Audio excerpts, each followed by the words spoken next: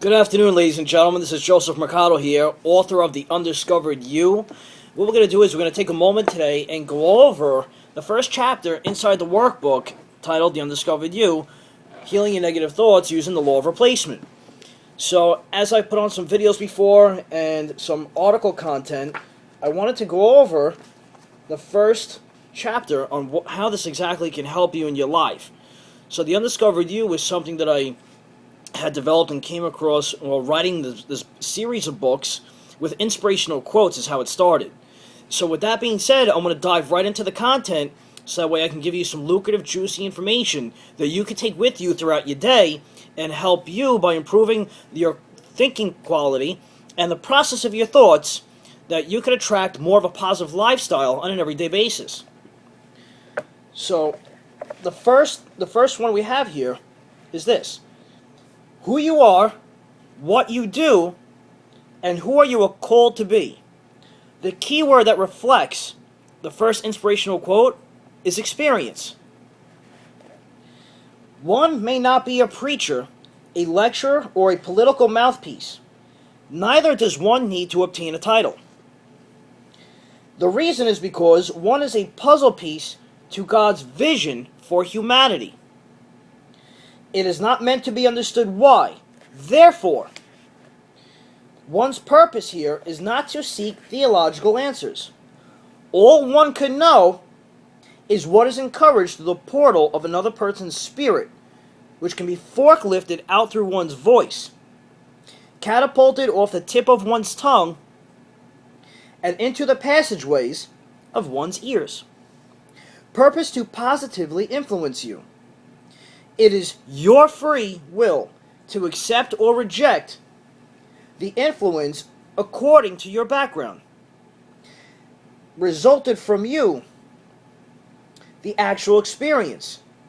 Because the belief system that really takes place from within you has to do with yourself, from what you become influenced by as a child, from the influence and information that you were fed with from both your family, your friends growing up in life. So just to give you a little summary or a definition. So think of it like this is the inspirational quote I just read you aloud. And think of it like a dictionary. A dictionary has a word. And after that word, there's a definition. So we're going to take that inspirational quote, I'm going to define it for you, just on a small caption of a summary related to personal experience that I can share with you and that you may be able to relate to. You can have all the titles in the world, yet it doesn't make you better than anyone else. Your level of experience and academic tuition applied to your daily life is what separates you from other people. How you represent your title is far more important than having a title attached to your name.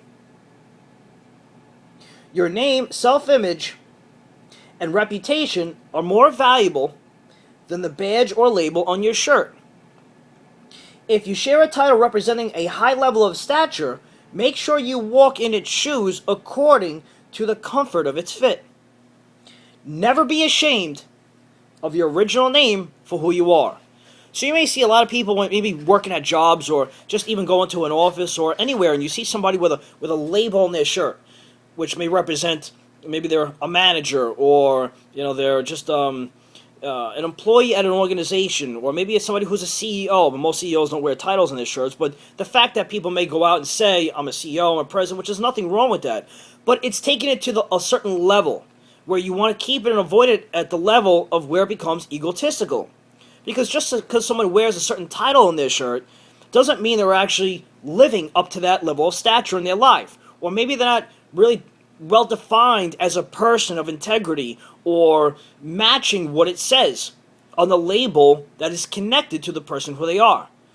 So some people may live one way, they may act another way, or they may even just wear a certain costume or a certain, even if it's a suit or if it's just a certain outfit that represents who they are. But the question is, does the outfit that you wear truly define and represent the person you are up here in your mind? This is why this kind of a quote is important. So no matter who you are, if you're a preacher and maybe you're not living the lifestyle of that, which is a very high level of stature that requires a lot of responsibility. So some people may say, well, you may got to practice what you preach. Some people that use that very loosely don't practice anything at all, never mind knowing how to preach. But But at the same time, somebody may say, well, you know what, I'm working on things for my self-improvement. And it's good to have that self-awareness so you know what to improve upon in your own personal life, which is going to lead to also your professional life if you're an entrepreneur, whether you're working for somebody else. So at that point, it's really about who you are as a person. So no matter what label you have in your shirt or what you see somebody wearing, it's all about how they carry their lifestyle throughout the mechanisms of the mind and the ability on how they think throughout their daily activities, which represents them as a person, which ultimately defines them or defines you for who you are. So here's a self-help question that coincides in conjunction with the symmetry from the inspirational quote to the definition of it. Do you believe in yourself? This is a question you want to ask yourself. Do you really honestly believe in the person that you are, as of right now, today, in which and where you stand? Do you believe in God? Do you have a relationship with God? Some people say, well, I don't believe in God, or it's not important, or some people say, I do believe in God, and I think that's important throughout my daily lifestyle. Because all of these things make a very powerful and potent difference for the person, not only who you are, but who you're going to become. So I personally believe that, it's not always important to have a religion, but have a relationship with God. It's part of life. But that's what makes you who you are. And if you don't, maybe that's something that along your path that you're seeking to finding answers to.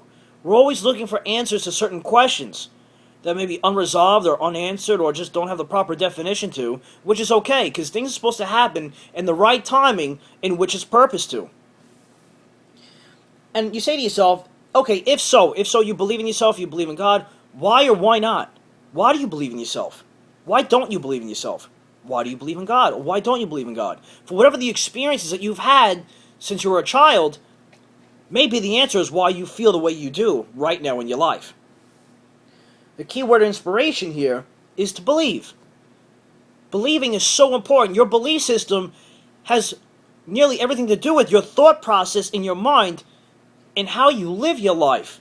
How you go about each step is what ultimately is going to define you as an individual, which is going to set the sail, set the example. You're going to become your own leader, performing your own leadership skills to other people who look up to you, who admire you, who respect you.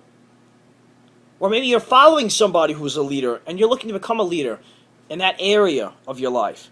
And that's fine. That's totally up to you on, again, who you are and who you want to become. So the quote category in this specific chapter is experience. We all have different forms of experience. So we all learn something from each other based upon what we went through. And a lot of us go around looking at other people, what they went through, whether it's through a form of judgment or through some form of pity or acceptance. That's up to you what you allow. If you're judging people, that's on you. But I know, personally, I wouldn't want to be accountable for any form of judgment or have any pity on anybody, including myself. It's more of that you have to accept yourself in order to accept other people. Just like you have to love yourself before you can love anybody else. So through that acceptance, it becomes part of your experience. So what you experience, and all of us as people in humanity, what we experience, we learn from each other. We extract different skill sets from one another. We take the negatives, make them positive. We take the positive, we make them more positive. And that's the purpose of the Undiscovered You and finding out who you really are inside. Digging up those underlying positives that may be resonating within you so you can take those positives and improve on them.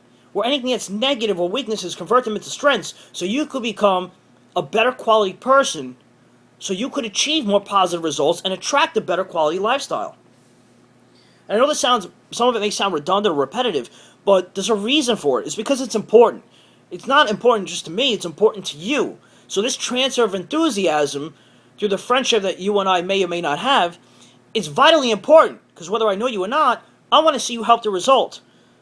I want to see you successful. I want to see you get to a level and a place of provision in your life that you feel good about yourself.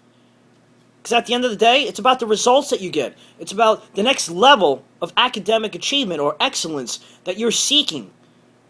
Mapping out your goals and reaching those goals and having things set aside, or getting up every day and knowing that you're just going to accomplish just a little bit. It doesn't have to be a great amount. Just a little bit in small increments goes a long way. So the universal law of direction is law of reception.